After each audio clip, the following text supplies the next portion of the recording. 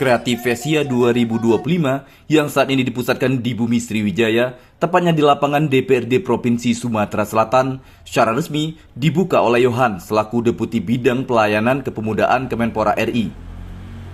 Kreativesia 2025 ini diikuti sebanyak 139 peserta dari 35 provinsi dengan 8 kategori, yakni musik atau vokal solo, film atau sinematografi, fashion, kuliner, kriya teknologi informasi, serta desain grafis.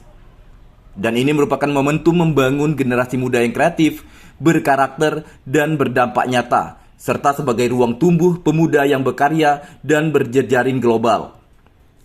Yohan yang mewakili Menteri Pemuda dan Olahraga menyampaikan bahwasanya pemuda memiliki peran penting sebagai penggerak kemajuan bangsa.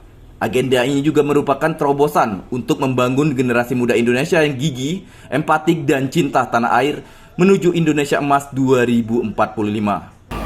Pekan Kreativesia ini merupakan ajang pertemuan dari para komunitas pemuda ya, yang memiliki ide kreatif, inovasi di dalam bidangnya masing-masing. Dan mereka tentunya di sini berkumpul dan tentunya saling berbagi dan tentunya melalui lomba-lomba yang diadakan.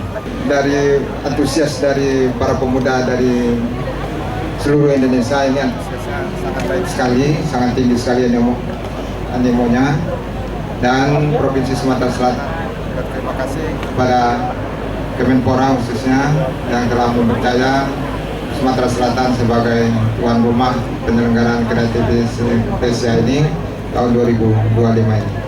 Dari kegiatan ini diharapkan mampu menghadirkan solusi dan kontribusi nyata bagi kemajuan Indonesia. Dari Palembang, Sumatera Selatan, Erwin Setiawan, iNews melaporkan.